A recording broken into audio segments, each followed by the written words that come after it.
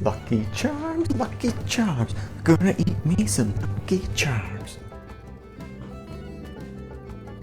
Where did you come from?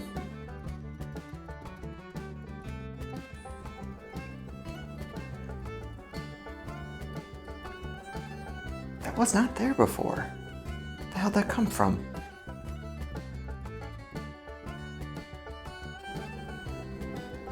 Okay, I feel like somebody's pranking me, but there's no one else here. Huh.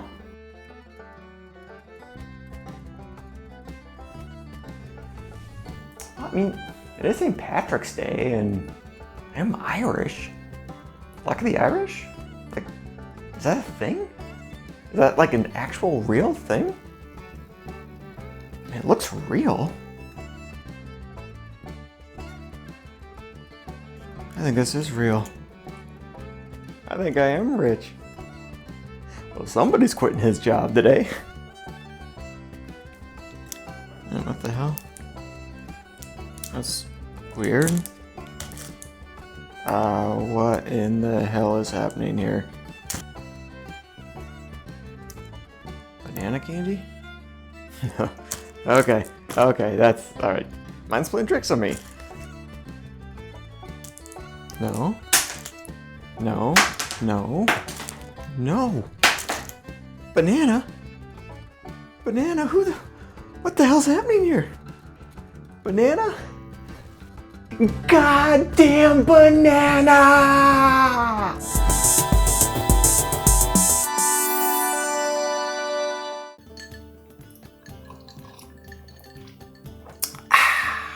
Don't you just love it when people drink like that?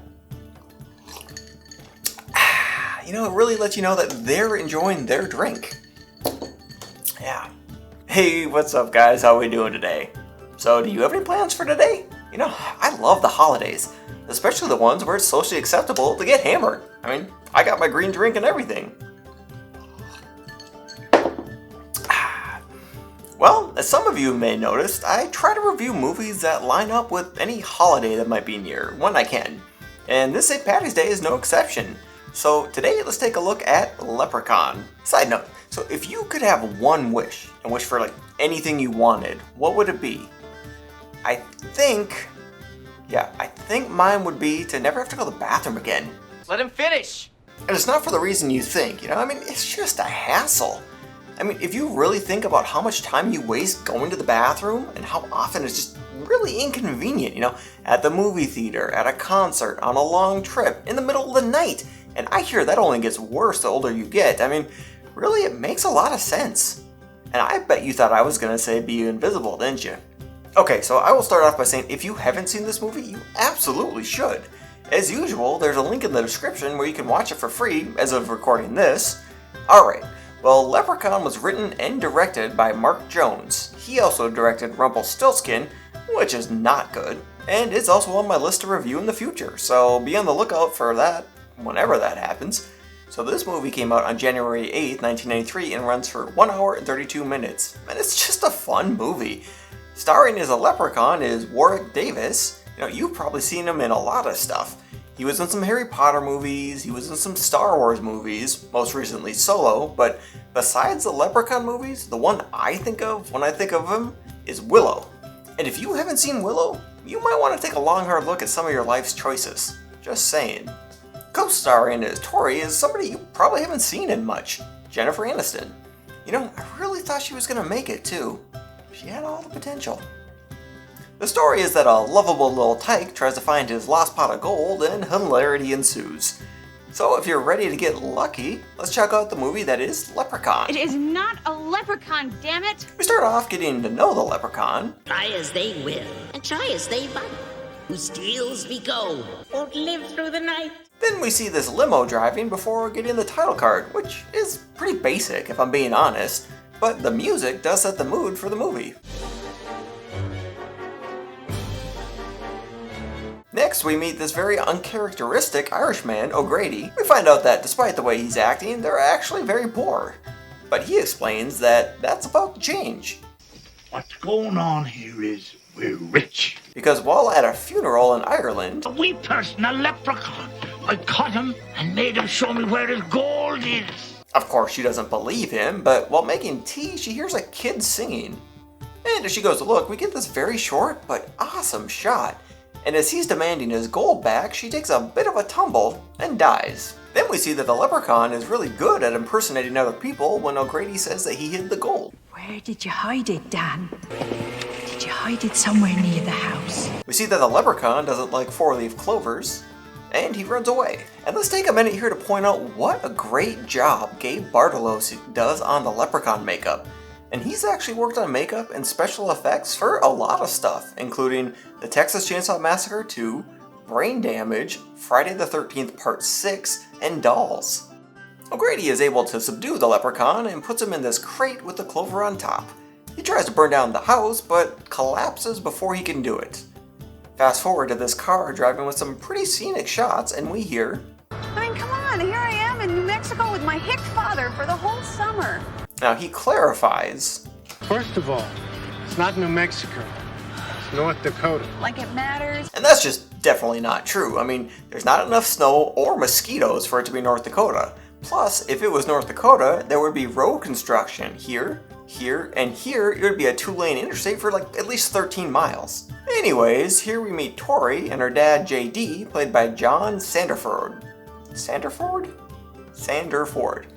A lot of TV work for him, including 132 episodes of Ryan's Hope. And Tori's not very impressed. I'm going to be miserable here. There's no swimming pool, there's no shopping malls, there's no cable. We see that it's the O'Grady's house and the leprechaun is still there. We really get to see how out of her element Tori is. How about I get a hotel somewhere in town and you can come visit? And that she's a little spoiled. You really think money's all you need to get by in this life? Huh? Okay, I'll go with that theory. As she goes to leave, she runs into Nathan, played by Kent Olant. You probably recognize him from summer school. We see that he's a little bit more down to earth. You knock over my can of paint thinner and then you offer me $20. But maybe you said you were sorry. And he teases her into staying. Next, we meet Ozzy, played by Mark Holton. Chances are you know him from two things, Teen Wolf and Pee-wee's Big Adventure. We see that he's a little slow and likes to tell stories. It's Brian Saucer. Hey, there's really weird lights, you know? We also meet the little asshole, Alex, played by Robert Gorman. Don't tell mom the babysitter's dead is on his resume. Actually, he doesn't end up being as bad as he initially starts off, but still. Also to mention, Alex, Ozzy, and Nathan are painters and brothers. Tori goes to give Nathan something to drink and she gets scared waking up the leprechaun. Nathan decides to open the crate, but they get distracted before they can. But we do get a nice creepy shot. As Ozzy is cleaning up, the con sings like a kid and gets his attention. When he goes to help him, he moves the clover and the con gets out. We also find out what trade he was in. See that? The buckles on me shoe? Why, I'm a leprechaun, a shoemaker by trade. Ozzy is able to get away because... Only got away because me powers are weak. I need me gold! Now, naturally, nobody outside believes him because he tells lies. But they do go inside to see just to make him feel better. Back outside, they see a rainbow and Ozzy wants to go find the end because... We really gotta get to the end of the rainbow. There's always a pot of gold. Now, obviously everyone doubts him, but he does find the end and in turn actually finds the gold. Would you stop with that stupid leprechaun stuff? Okay, so I'll say it. If you find a bag of gold at the end of a rainbow, maybe it's time to start believing in leprechauns. I don't know. Maybe it's just me. Ozzy accidentally swallows one of the gold coins. Like I said, he's a little slow. And they decide to hide the rest of the gold in a well. Tori decides to help paint, and when she's grabbing a paint can, the con says hello, in his special little way. She tries telling them it was a person touching her. Dad, that was not an animal. Okay, I know what it feels like when a man caresses my leg. But the con makes a cat noise and they dismiss it. JD goes to help the cat and this happens. What? I can't beat me. Oh my God. Pressure on it. See, now that's a good way to get rabies right there. They leave to take JD to the hospital and the con follows them. I mean, come on, like I said, it's a fun movie. While the others are at the hospital, Alex and Ozzy get one of the gold coins examined to see if it's real, and they find out... If this is solid gold, could be worth $500. The guy asks to keep the coin overnight to study it. Soon after, he tries to put it in the safe, but we see that he's not alone. And he lays right into this guy. I want me gold coin. And we get a spectacular death scene. I mean, come on, where else have you seen that? That's great. And the little tyke decides to upgrade his ride, and I love this. I mean, seriously, this movie is gold right here. He gets pulled over, and we find out how old he is. Aren't we a little young to be out this late? No, I'm 600 years old. And the cop isn't nice, and, well, the con doesn't like unnice people, so...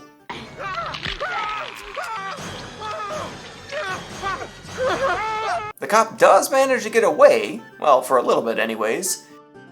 While going through the house looking for his gold, the con comes across a mirror. Before he decides to take care of all the shoes. Was a shoemaker, but I mean, see, this movie definitely doesn't try to take itself too seriously, and that's what I love about it. The gang comes back, and Tori decides that she's had enough, but it's dark outside, so she stays. After cleaning up, they hear the bike bell, and Nathan decides to go check it out. And he ends up tripping into some sort of bear trap, and then he ends up fighting the con.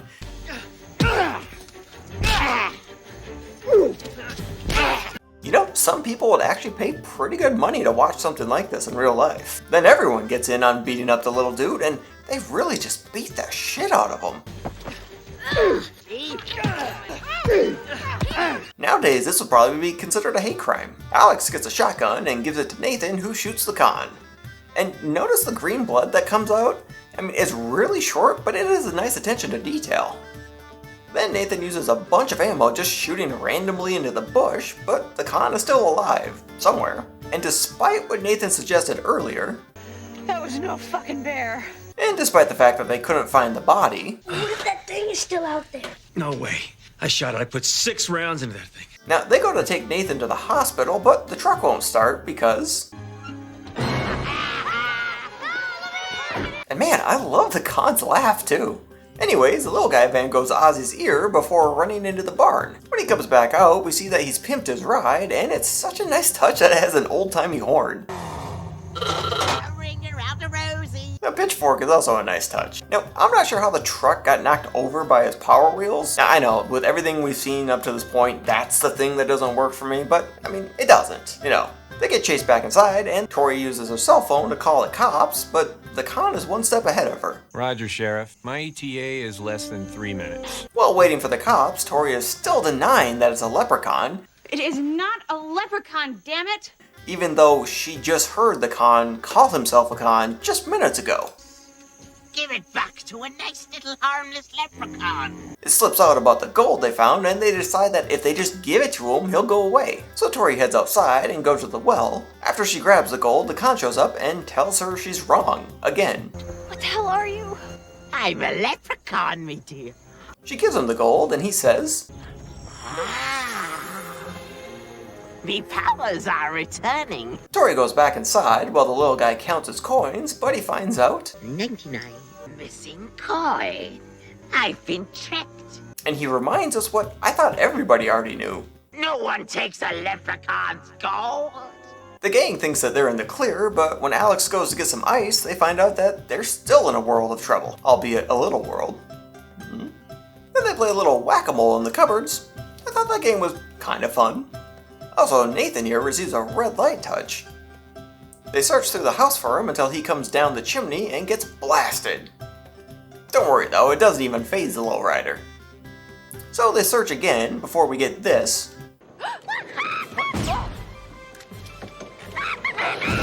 And I can't be the only one here who thinks that this is just great. I mean, at least someone there is having fun, right? The con prank calls Tori and she isn't a fan. But watch carefully. The rest of me gold. Here, I'll show you again and see if you notice something off here. The rest of me gold.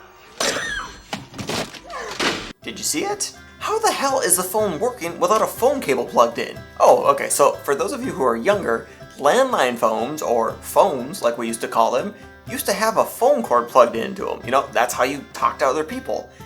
Anyways, the phone rings again while on the floor. I mean, but really that shouldn't surprise any of them because if it rang on the wall without being plugged in, it could ring basically anywhere you set it down. Either way, we end up with this creepy little baby hand. Do you need a hand?